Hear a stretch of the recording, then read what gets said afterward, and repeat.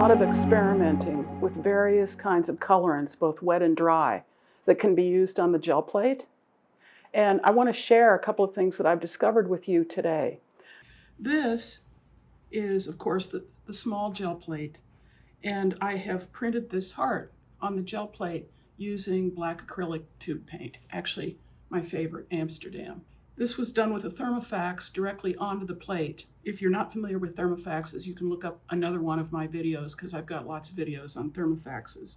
Anyhow, I printed the heart on the plate, and now I'm going to hand paint the heart, but instead of using the heavier, fairly standard acrylic paints that lots of people use for doing the reverse painting, I've been exploring with other colorants, as I said, because I'm trying to perfect printing on fabric and really getting it right. So here are a few of the products that I've been experimenting with. This is Dunnewold. It's made by Jacquard, and I think of it as a watercolor weight. It's an acrylic paint, but it doesn't have the heavy binder that's in these thicker paints like this one. So that's one thing that I've gotten to work really well. And then I've done a couple of YouTube videos, and you might have watched one where I use the Optimist ink on the plate. And I really love those too. The good thing about these products, or these kinds of products, is that they're thin, so they don't change the hand of the fabric very much, and it makes a sheerer layer that you're pulling from the plate. Here's another option. This is a set of 36 Bic Intensity permanent markers. And I was really eager to explore these, and I'm having good luck with these as well. But there are some tricks, so don't just rush into this. I want to show you what to do. So I printed the heart and I let it dry. And then, in order to protect the plate, I put on a very thin layer of this golden fluid. You can use the other matte medium that's thicker if you want to, which is what I typically would use. And here's an example of that, the matte medium from Royal Langnickel. This is thicker, and you don't really need that thickness for the intended purpose of what I'm doing right now. What I've been doing is coating the plate. Once the heart was dry, I coated the plate and I used fluid matte medium. This happens to be from Golden. This is a real thin version as opposed to the thicker version like this Royal Langnickel that comes in a tube, or the other Golden products that come in little pots and are thicker, where you'd need a spoon to get it out. This is a very thin consistency, and I just brayered it onto the plate and let it dry. And I'm not going to demo that again because most of you would understand that based on just what I'm telling you.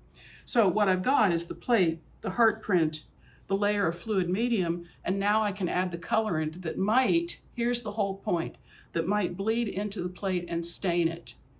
Alcohol inks stain plates.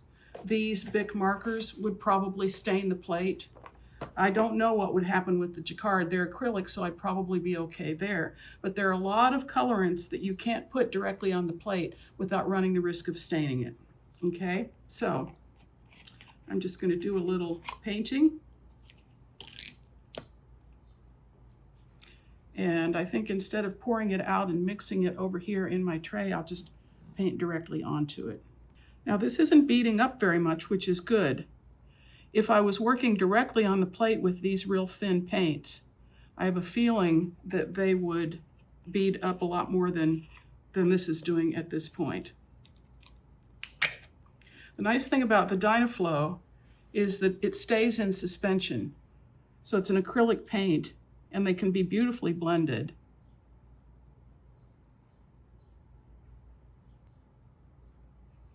And they're kind of like a watercolor, but on the other hand, they don't bleed too much. So that allows me to do the painting and keep it inside the outlines, more or less.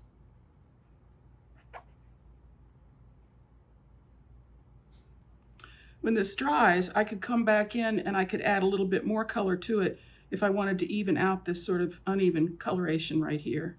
But remember, when we turn this over and actually print it, the black will be on top and the color will be behind it. So the basic plan would be to let this dry and then put a new layer of fluid acrylic medium, or you could use the heavier one if you want to. Put another layer on, put your fabric down on top, let the fabric dry completely, and then pull the print. So here's one that I did earlier so that I'd have a completed sample to show you. This is on a 12 mummy silk habitai or China silk. Basically, same drill that I just showed you. Put the heart down first, put the fluid layer of matte medium on, waited for it all to dry, hand colored it, as you see here. And then in order to pull it, I actually took some Pearl X pigment, which is a metallic powder, and brushed it on to the plate around the heart. And I'll demo that in another recording. And then I put down the fluid medium, put the fabric on top, let it dry, and pulled the print. It changes the hand a little bit. And so this might not be appropriate for, say, a scarf, but the next thing I do in my own work is I mount these onto felt and then I stitch and embellish back into them. There are many more colorants: spray paint, charcoal, oil pastel, soft pastel, watercolor. And I've been creating a master chart. And on my chart, it lists all the products, the Ranger inks, stamp pads, die pads, so far everything I've come up with that I could experiment with, and whether it worked or not, whether it requires that fluid layer on the plate or not. So it's going to be a very comprehensive chart. The good news is I'm teaching a class about all of these various processes on the gel plate specifically for fabric, and it has a title I'm so happy with, Poetic Cloth. And if you think about signing up for the Poetic Cloth, which begins on September 2nd, 2025, this is the first session coming up. If you sign up for that class, you will get that chart with all that information as part of the package of what you receive.